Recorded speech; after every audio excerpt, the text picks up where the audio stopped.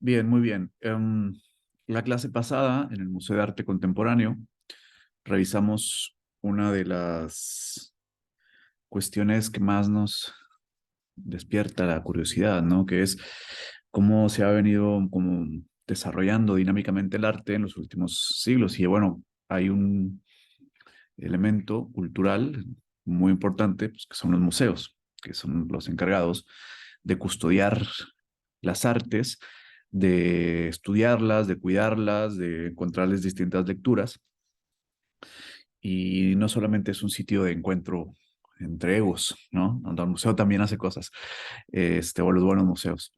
Y sobre todo es esta parte de cuidar la obra de arte y encontrar lecturas, ¿no? Además de, pues, de custodiar todo lo que hay. Uno de los museos que más ha influenciado la vida cultural en Occidente, pues el Museo del Prado en España, que tiene una colección muy interesante. Vamos a hablar hoy, muy brevemente, de algunos de los pintores que están presentes en la colección del Prado, que son los que realmente han determinado el transcurrir del arte en los últimos 400 años. Los pintores que hay ahí determinaron el devenir de las artes en nuestra sociedad, ¿no? Entonces, ¿cuáles son estas dinámicas? ¿A qué responden? ¿Por qué se pinta como se pinta? ¿Por qué se fotografía como se fotografía? ¿Cuáles son los temas que están como que ataca el cine? Bueno, pues hay varios responsables. Hoy vamos a hablar de algunos de ellos y vamos a recordar nuestra clase del pasado lunes, ¿no? Entonces, tenemos esta presentación en donde analizaremos algunas cosas muy pertinentes de los pintores, ¿no? Que le dan vida a las artes, que han hecho de las artes no, la marca cultural de Occidente. Entonces vamos a hablar de flamenco, vamos a hablar de Goya, vamos a hablar de Greco, vamos a hablar de Rubens, y vamos a ver cómo estos autores determinaron la fisonomía del arte.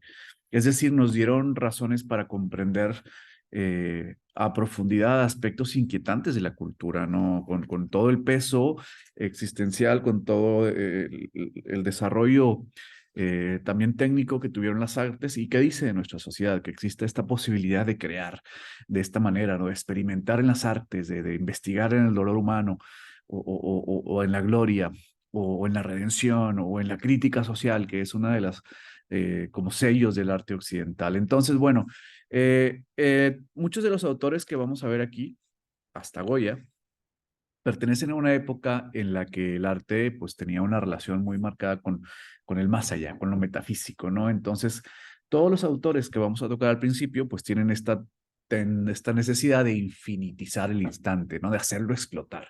Porque el arte, recuerden las palabras de Octavio Paz, nos lleva de un mundo a otro. Eso es lo que vamos a ver en el arte clásico, ¿no? Digamos hasta el siglo XIX. Este irnos de un lugar a otro. El arte, decía Octavio Paz, es un talismán que nos lleva de un mundo a otro mundo, ¿no? Que reinventa el mundo, que lo redibuja. Y para esto, bueno, utiliza el arte algunas ideas sobre la condición humana, ¿no? Sobre el heroísmo, sobre la muerte, sobre la tragedia, sobre la duda, sobre el erotismo, sobre los sueños, sobre la realidad. Pero la tendencia más clara hasta el siglo XIX es ir con la conquista del extramundo, ¿no? La conquista del más allá. Entonces, bueno, empezamos la clase aquella ocasión haciendo una reflexión a Aristóteles que decía, nos fijaba sus posiciones en tres territorios, ¿no? La historia habla de lo que fue, la filosofía de lo que es, y el arte habla de lo que puede ser. Entonces, bueno, vamos a hablar de esto que puede ser, ¿no? De esto que le ofrece una libertad inconmensurable al artista, ¿no? El trabajo con lo que puede ser. Bueno, en la Europa de la antigüedad, bueno, tiene una gran influencia el Renacimiento, que es una de las escuelas uno de los momentos históricos que a mí me cuestan más, no es mi favorito. Lo estudio poco, no me interesa tanto como el barroco, como el romanticismo, pero bueno, hay que pasar por ahí. Y el Renacimiento, bueno, propone una vuelta a Platón, una vuelta al clasicismo también. Entonces, en este mundo de que se parte en dos, el artista tiene que encontrar su lugar, ¿no? El artista, al partirse el mundo entre lo ideal y lo terrenal, el artista se convierte como en un vínculo entre estos dos mundos en apariencia irreconciliables. Esta es la adoración del nombre de Dios de Goya. Fíjense hasta dónde ataca o avanza muy entrado ya el siglo XVIII, XIX, y ya todavía los pintores están reflexionando sobre cómo conectarnos con lo que no se ve. Entonces, en la antigüedad, en el Renacimiento, tenemos el fresco y el temple, que son las dos grandes técnicas, ¿no? Que son muy difíciles de manejar. No hay posibilidad para arrepentirse, por ejemplo. No hay posibilidad de arrepentimiento.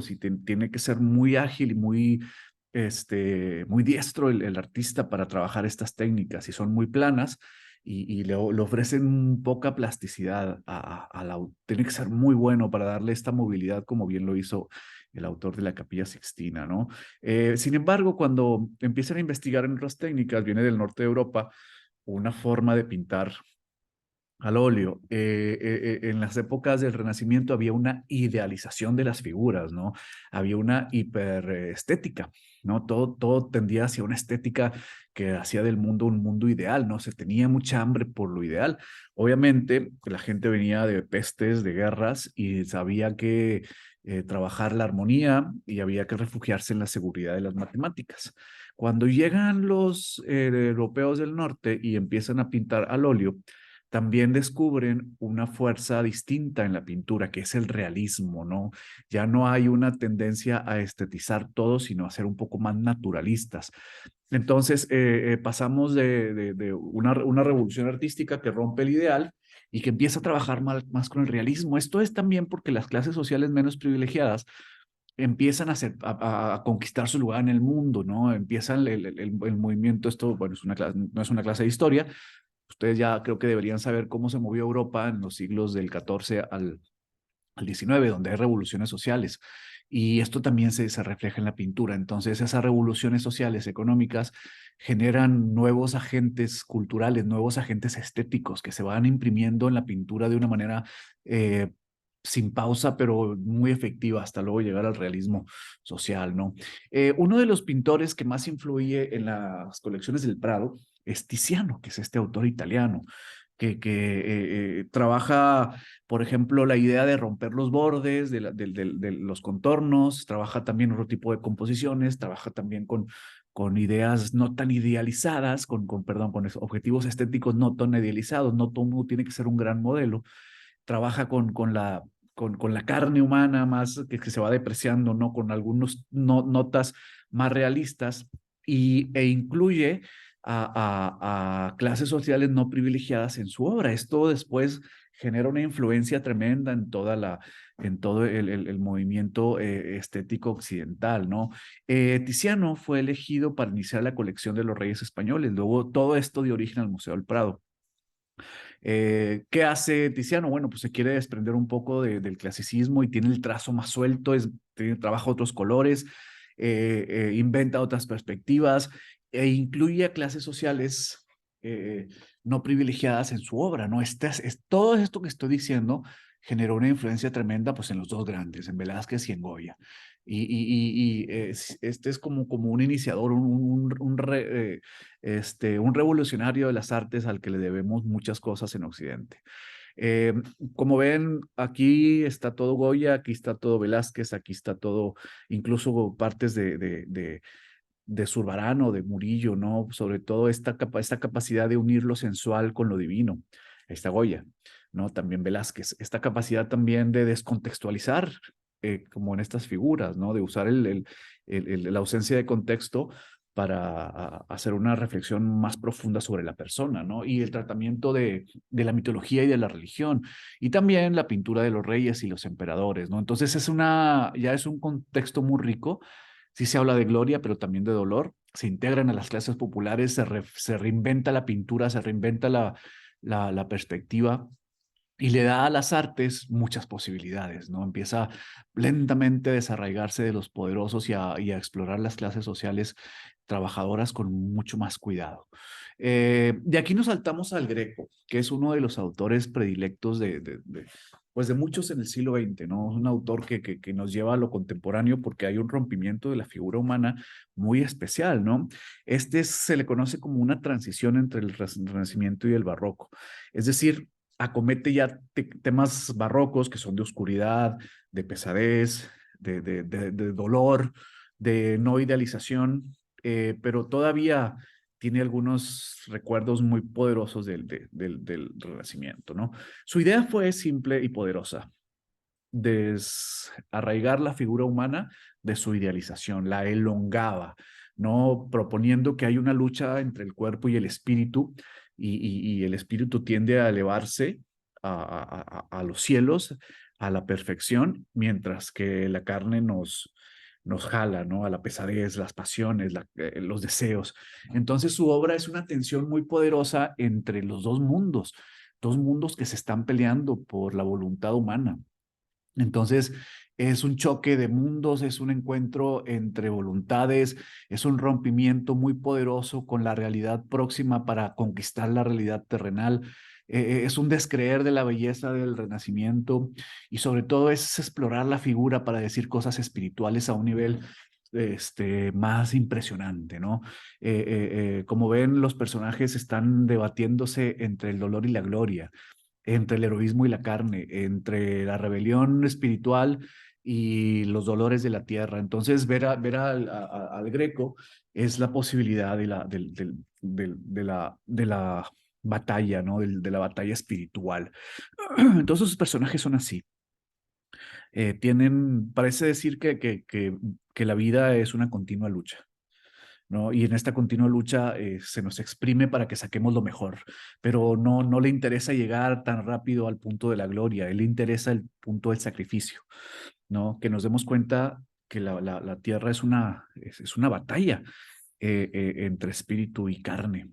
Y aquí estamos en esta batalla constante que no se detiene. Por eso sus personajes parecen heroicos, pero nos jala un poco más al lado del sacrificio, donde todavía no triunfamos, donde si bien ya se percibe el acceso a la gloria, todavía estamos arraigados a la tierra. Entonces, en los detalles como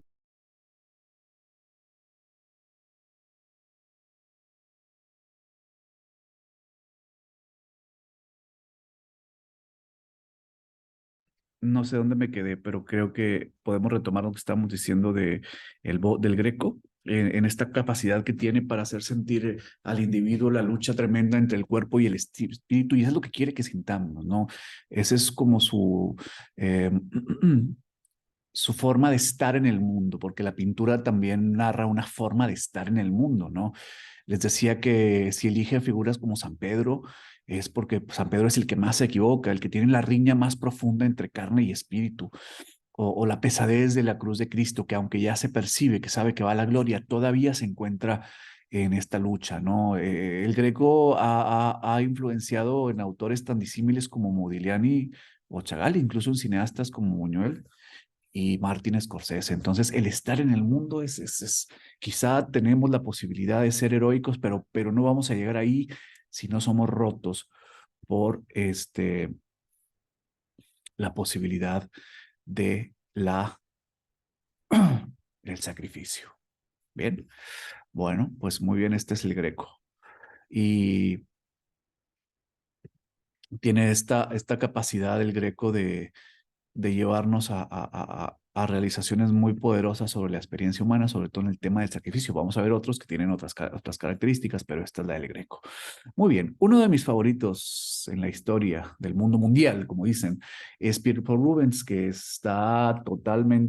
secuestró el Prado durante muchos años, ¿no? El Prado es el museo que más obra de Rubens tiene, pero porque era un favorito de los reyes, ¿no? Rubens era un rockstar, era un gran diplomático y también un gran pintor, y tenía muchísimo éxito como pintor. Tenía un taller muy grande, tenía muchos empleados a su servicio, él terminaba los cuadros, muchos de los cuadros los terminaba, muchos de los cuadros los empezaba y vendía como loco, pero como loco, loco, ¿eh?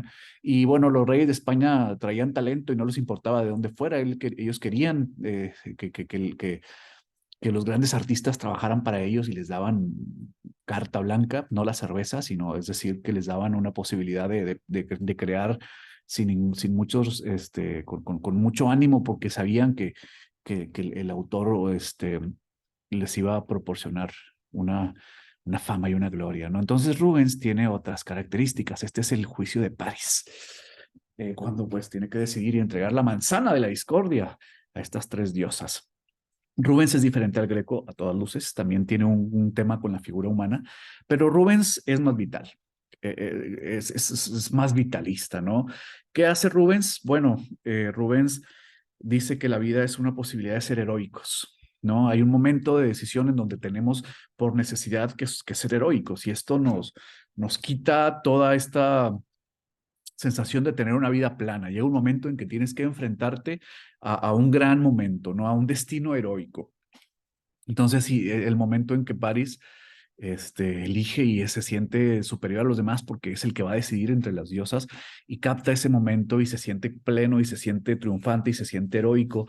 Y esto le gusta mucho a Rubens, ¿no? El momento en que el destino nos informa que tenemos que ser más de lo que éramos antes, ¿no? Este triunfar sobre todo lo demás y enfrentarse a un destino muy superior, muy heroico. Entonces, esta es quizá quien mejor recoge estas capacidades del ser humano, Rubens, ¿no?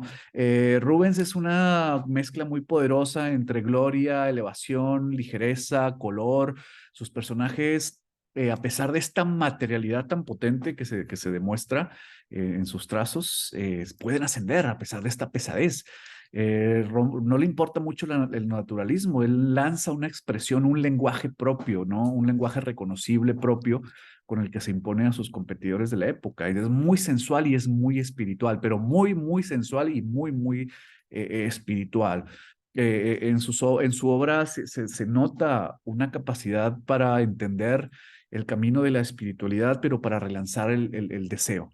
Es tan sensual como espiritual, es tan carnal como metafísico. Tiene un tratamiento del heroísmo muy europeísta, ¿no? Del héroe y que se siente como dueño de un destino, que se siente parte de un destino a conquistar, donde todo cambia cuando llega el momento del arte y nos extrae de nuestra vida, pues monótona, ¿no? Entonces tenemos que estar listos. El estar en el mundo de Rubens, a diferencia del Greco, pues es un estar en heroísmo, es un estar en constante vitalidad. Esto hace de sus cuadros pues una revolución casi cinematográfica, ¿no? Una revolución donde el movimiento, la forma, el color, la expresión, la ligereza, la belleza nos arranca de nuestra cotidianidad y nos explica, nos hace saber que hay un momento en la vida en que tenemos que tomar decisiones heroicas. Es un gran estar en la vida. Entonces, muy bien, muy bien, muy bien. Vamos bien. Ahora, bueno, Diego de Velázquez.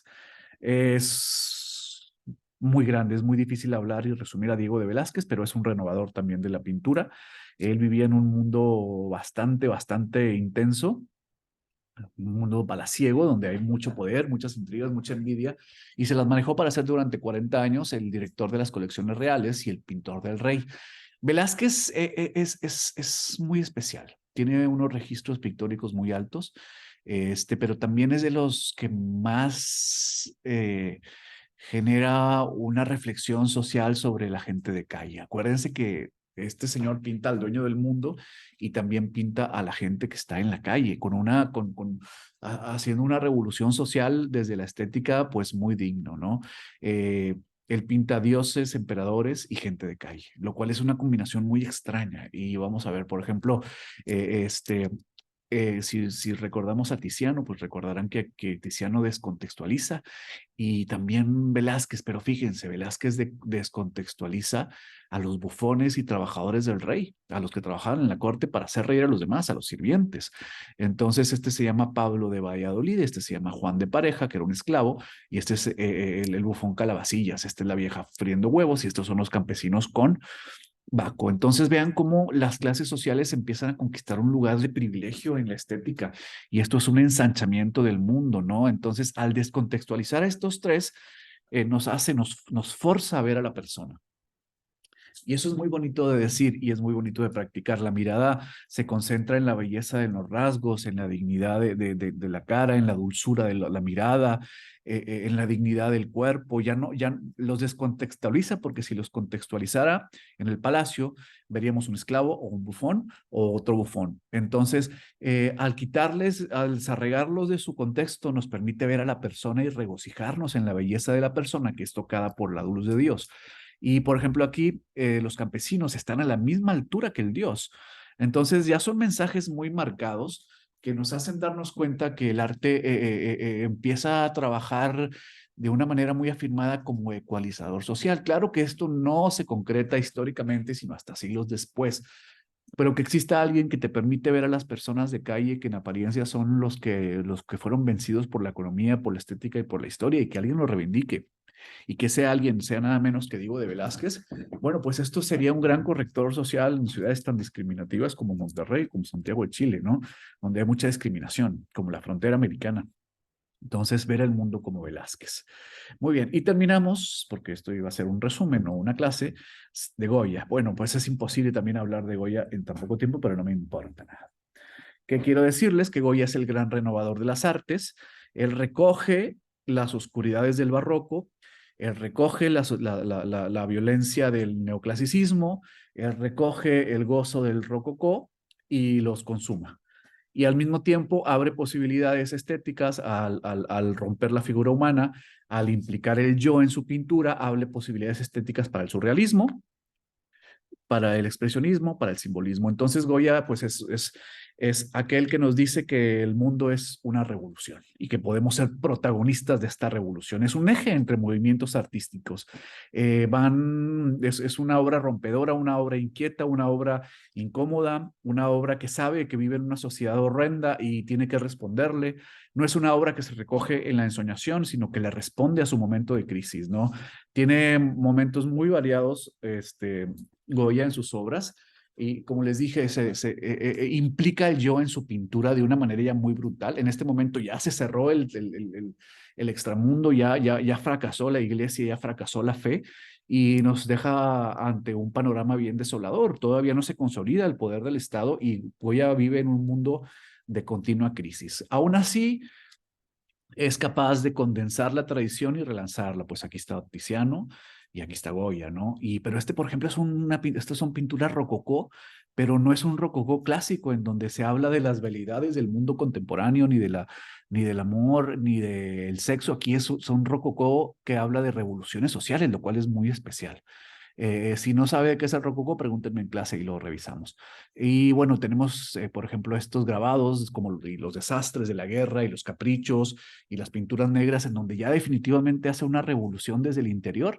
Y el interior ahora coloniza el exterior, así como antes los dioses colonizaban la realidad, ahora Goya coloniza las realidades de la revolución interior. Entonces, bueno, estos son básicamente los cuatro pintores que quería hablarles. Cuando vayan al Prado los van a ver y van a ser arrasados y me da mucho gusto. Y bueno, algunas otras joyas del Prado. Bueno, pues están los Cristos de Velázquez, está Claudio de Lorena, está la pintura flamenca, está José de Rivera, está Tiziano, está Fra Angelico, está Rembrandt. Aquí están, se los digo, Rembrandt, Rivera. Me parece que este es un Velázquez o un Murillo, este es Fra Angelico y este es un Tiziano. Y bueno, tenemos, por ejemplo, también en el Prado está Clara Peters, que pintaba bodegones y que le están haciendo bastante una reivindicación pictórica muy merecida a la pintora flamenca Clara Peters. Ella pintaba estos bodegones muy especiales que hablan de la fragilidad de la vida y de la opulencia de las clases emergentes de la época, pero como ella no tomó clases de anatomía, porque las mujeres en esa época no podían tomar clases de anatomía, pues se implicaba como podía en el reflejo, ¿no? Y esto es lo que la hace muy contemporánea, ¿no? Implicarse desde la fragilidad saca potencia. Entonces también está Clara Peters en el Prado. Está el Jardín de las Delicias del Bosco, que hemos hablado de él hasta el cansancio en clase, y está esta obra que yo creo que es la obra que si se acaba la humanidad un día, y se acaba el arte en la humanidad, con esta obra sola se puede reconfigurar, ¿no? Que es el Saturno, que aquí se condensa el barroco y se lanza el arte a un nivel que inalcanzable. No hay algo más grande en el arte todavía que el Saturno devorando a sus hijos. No solamente por lo que hace técnicamente de condensar las escuelas y relanzarlas, sino también por lo que dice la humanidad, ¿no? Que es este monstruo insaciable que es voraz, ¿no? Que es la capacidad que tiene el poder para devorarnos y para arrasar a la humanidad, ¿no? Ese es el exceso del poder y eso es universal y en cualquier época y en cualquier lugar, desde Hitler hasta Videla, pero también desde un jefe en una empresa que corre a su gente, como está pasando ahora con las grandes compañías, o una relación de una persona con otra, que alguien no respeta los límites, o también puede ser todo lo que nos ocurre al momento de querer imponer nuestra ley, o las películas de Clint Eastwood, por ejemplo, Los Imperdonables, o las películas de Tarantino. Todo el arte puede llegar al Saturno devorando a sus hijos. Entonces, bueno, para mí esta es la gran estrella del arte contemporáneo, moderno, barroco, lo que quiera, ¿no? Este es un culmen del arte y quien no lo quiere ver así, bueno, pues que lance su carta, ¿no? Pero esta es la mía. Yo con esto llego a conclusiones sobre la existencia muy poderosas, entiendo el peso del arte en la sociedad, entiendo lo que puede hacer un artista por las técnicas pictóricas, entiendo lo que le puede hacer un artista a una mirada, ese despertar en la oscuridad, entiendo que un artista no puede quedarse callado ante la realidad que lo circunda, entiendo muchas cosas de la vida cuando veo el Saturno. Muy bien, pues básicamente eso es lo que quería este, revisar con ustedes. Es básicamente un resumen veloz de lo que vimos en clase el lunes pasado. La próxima clase vamos a ver realismo social, cine mexicano y cine italiano, y vamos a ver cosas bien, bien especiales de lo que significa hacer arte en una sociedad donde hay tantos opresores y tantos oprimidos. Bien, pues ya está, gracias totales y nos veremos. Espero que les sirva conceptualmente y en su carrera para amar las artes estas pequeñas lecciones. Bueno, chao, chao, chao.